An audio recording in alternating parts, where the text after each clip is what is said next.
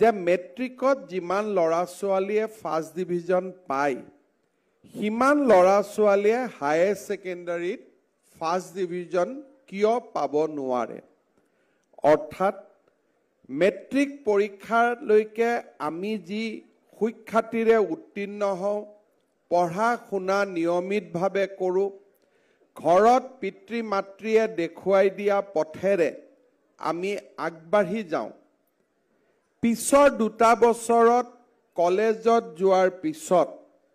আমি কৰবাত কক্ষচ্যুত হওঁ নেকি লক্ষ্যচ্যুত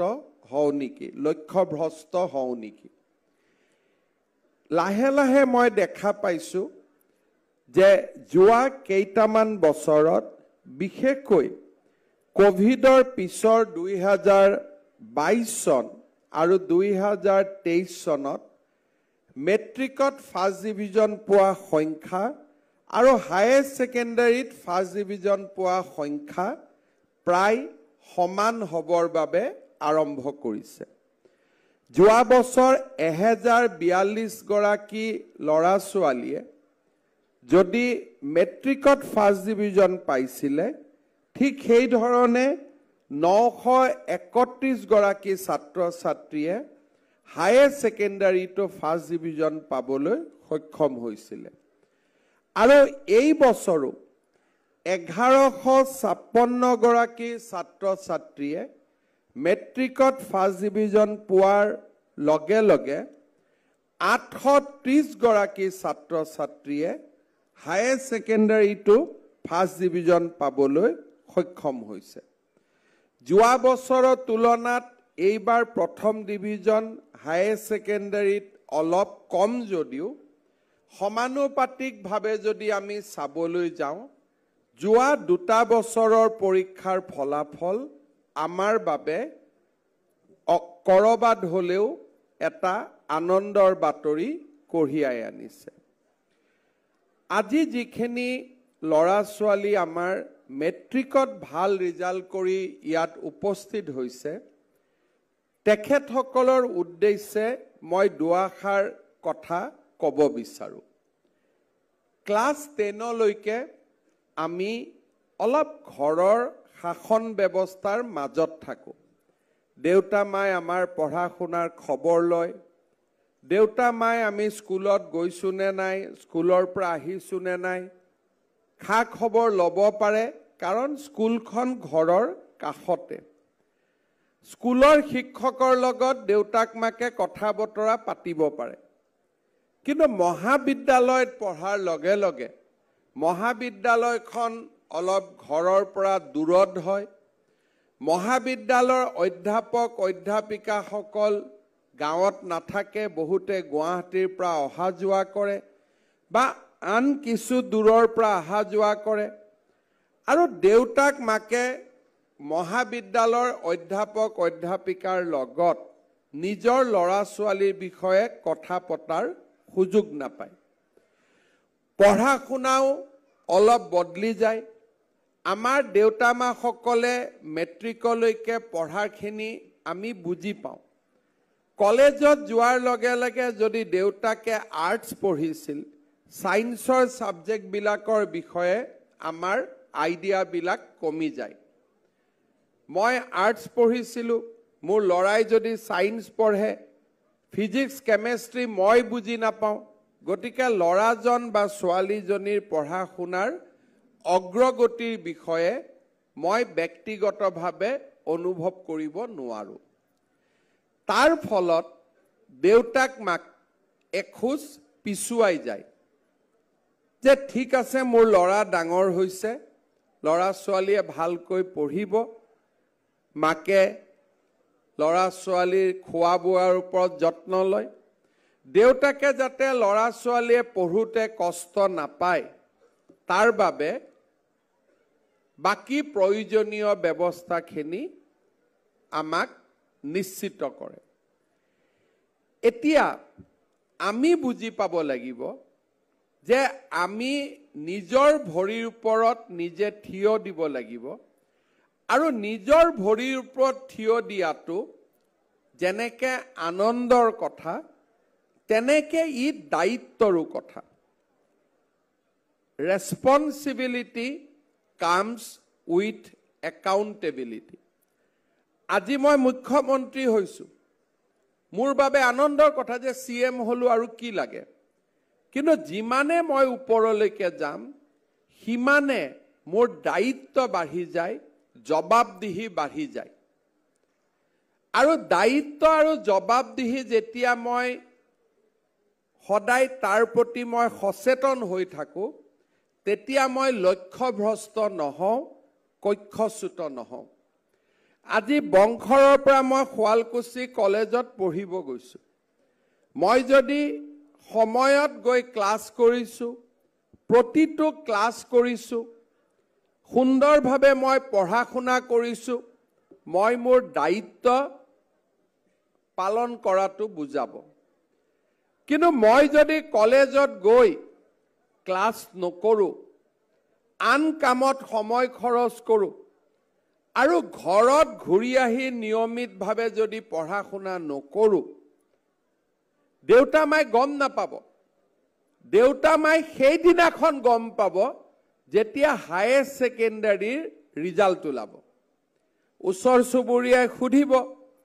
যে মেট্ৰিকতটো লৰাজনে ফাৰ্ষ্ট ডিভিজন পাইছিল ছোৱালীয়ে ফাৰ্ষ্ট ডিভিজন পাইছিল হায়াৰ সেকেন্ডাৰীত কি হল বোলে থাৰ্ড ডিভিজন পালে সেকেন্ড ডিভিজন পালে দেউতাক মাকে লাজতে কি কব যে পৰীক্ষাৰ সময় লৰাটোৰ বেমাৰ হৈছিল ছোৱালীটোৰ বেমাৰ হৈছিল হেকাৰণে বেচেৰা বেচেৰি এবাৰ ভাল কৰিব নোৱাৰিলে আকৌ গাঁৱৰ মানুহক ফাঁকিটো কোনে দিব লাগিলে দেউতাক মাকে দিব লাগিলে লৰা ছোৱালীজনী ভাল ৰিজাল্ট নকৰিলে দেউতাক মাকে বুজিয়ে নাপালে যে দুটা বছৰত কি হৈ গল সেই কাৰণে আমি যে ডাঙৰ হলো কলেজত গলো আমি যদি দায়িত্বৰ ওপৰত আমাৰ যদি সম্যক জ্ঞান নাথাকে তেতিয়াহলে আমি লক্ষ্যভ্ৰষ্ট হম কক্ষচ্যুত হম আৰু এবাৰ যদি লক্ষ্যৰ পৰা আঁতৰি যাওঁ 18-19 বছৰত আকৌ লক্ষ্যলৈকে উভতি অহাটো খুব টান কাম মই নিজে দেখিছো মোৰ এই সুদীৰ্ঘ জীৱনকালত যদি এবাৰ লৰা ছোৱালী কৰবাত বেয়া হল ৰাস্তাৰ পৰা আঁতৰিলে উভতাই আনাটো দেউতাক মাকৰ বাবে খুব কষ্ট আৰু এটা সময় দেউতাক মাকে হাত দাঙি দিবলগীয়া হয় মই বিচাৰো যে আমাৰ জালুকবাৰী সমষ্টিয়ে হওক অসমৰ ছাত্ৰ সমাজ হওক তেওঁলোক যাতে লক্ষ্যভ্ৰষ্ট নহয় কক্ষচ্যুত নহয় যোনে মেট্ৰিকত ফাৰ্ষ্ট ডিভিজন পাইছিল তেওঁ হায়াৰ সেকেন্ডাৰীত ফাৰ্ষ্ট ডিভিজন পাব যোনে মেট্ৰিকত সেকেন্ড ডিভিজন পাইছিল তেওঁ হায়াৰ সেকেন্ডাৰীত ফাৰ্ষ্ট ডিভিজন পাব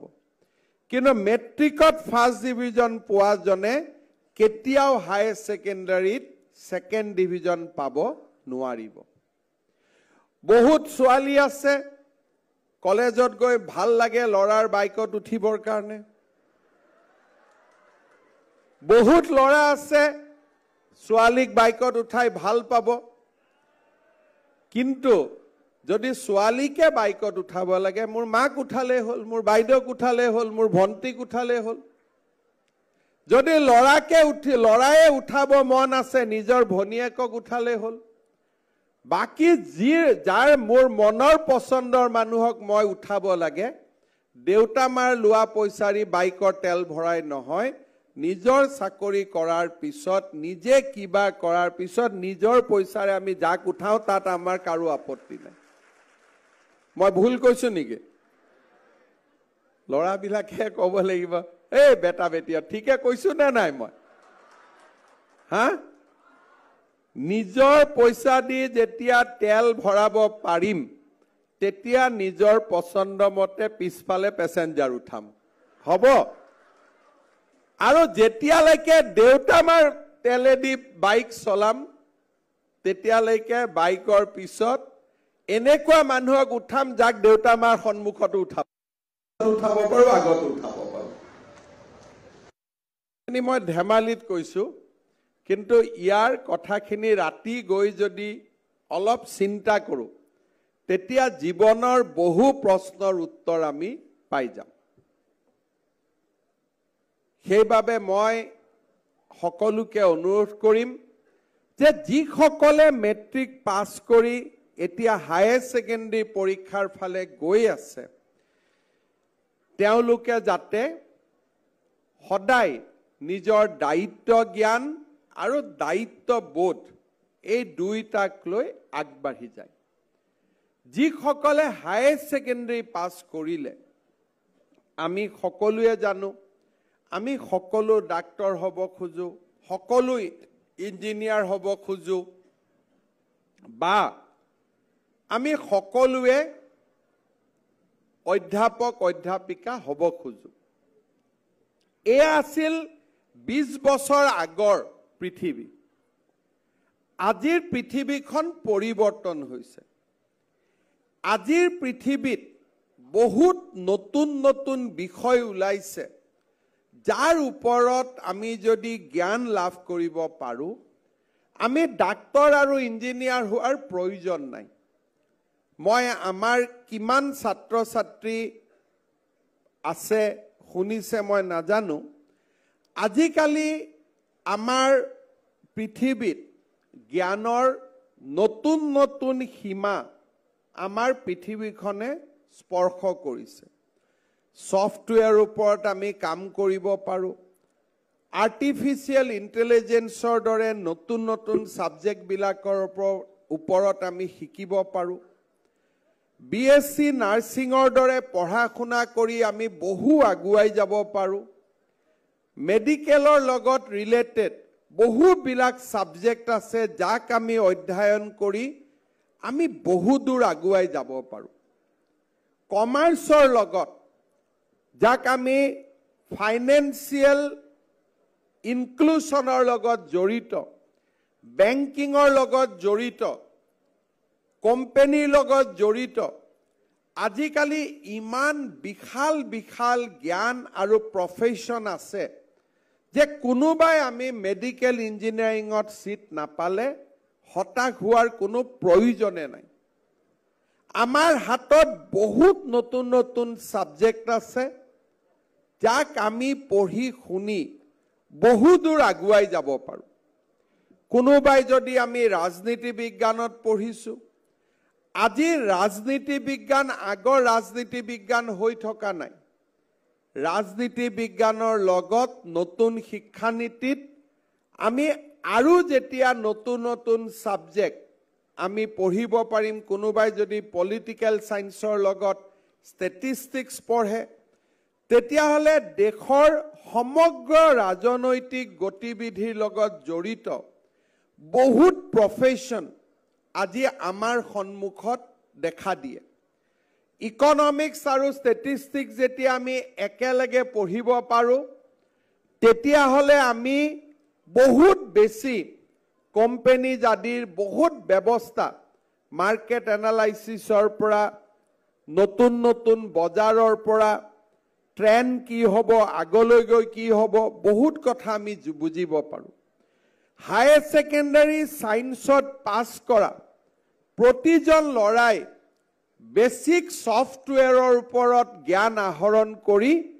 তথ্য প্ৰযুক্তিৰ জগতখনৰ প্ৰতি আগুৱাই যাব পাৰে। গৌৰাংগ দাস ডাঙৰীয়াই অকণমান হয়তো আজি আমাক আইডিয়া দিছে, কিন্তু মই বিশ্বাস কৰোঁ যে উচ্চতৰ মাধ্যমিক পৰীক্ষাত পাছ কৰাৰ পিছত মনত ভাবি থোৱা কিবা এটা আমি পাব নোৱাৰিলো বুলিয়ে হতাশ হোৱাৰ আমাৰ প্ৰয়োজন নাই। কাৰণ এই বহল পৃথিৱীখনত দ্ৰুত গতিত হোৱা ঔদ্যোগিক বিপ্লৱৰ ফলত আমাৰ সন্মুখত বহুতবিলাক নতুন নতুন প্ৰফেশ্যন আজি আমাৰ সন্মুখত দেখা দিছে। যোৱা কেইদিনমানৰ পৰা অসমত সেমি কণ্ডাক্টৰৰ দৰে ইণ্ডাষ্ট্ৰী স্থাপনৰ প্ৰচেষ্টা চলি আছে। প্ৰাৰম্ভিকভাৱে মই কথা পাতোতে মোক তেখেতসকলে কৈছিলে যে প্ৰায় 10,000 হায়াৰ ছেকেণ্ডাৰী সায়েন্সত পাছ কৰা ল'ৰা ছোৱালীক যদি অসমত এই ধৰণৰ উদ্যোগ আহে এই ধৰণৰ উদ্যোগৰ বাবে প্ৰয়োজন হ'ব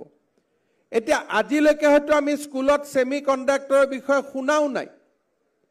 কিন্তু পৃথিৱীখন ইমান আগুৱাই গৈছে যে কাণ আৰু চকু আমি যদি ঠিক কৰি ৰাখো তেতিয়াহলে এই পৃথিৱী এতিয়া হতাশাৰ পৃথিৱী নহয় এই পৃথিৱী হৈছে আশাৰ পৃথিৱী কেতিয়াবা কেতিয়াবা মোক লৰা ছোৱালীয়ে কয় যে দাদা মই হতাশ হৈ গৈছো হতাশ কিয় হ'ব লগা হ'ল হতাশ এই কাৰণে আমি হ'ব লগা হয় যে আমি ধৰি থম যে মই এইটোৱে কাম আমি কৰিম কিন্তু তাতকৈও যে ভাল কাম আছে তাতকৈও যে ডাঙৰ কামেৰে আমি একোজন সফল ব্যক্তি হ'ব পাৰো তাৰ বিষয়ে আমি চিন্তা কৰাৰ আমাৰ অৱকাশ নাই কোনোবাই মেডিকেলত সিট নাপালে হতাশ হয় কিন্তু মেডিকেলত সিট নোপোৱা ল'ৰাজনেও মলিকুলাৰ বায়োলজি আদি পঢ়ি তেওঁ যে ডক্টৰে কি ঔষধ লিখিব তাক নিৰ্ধাৰণ কৰিব পাৰে ডক্টৰৰ ওপৰতো যে সুপাৰ ডক্টৰ হ'ব পাৰে সেই ধৰণৰ জিজ্ঞাসা আমাৰ মনত থাকিব লাগিব এই পৃথিৱীখন হতাশাৰ পৃথিৱী নহয়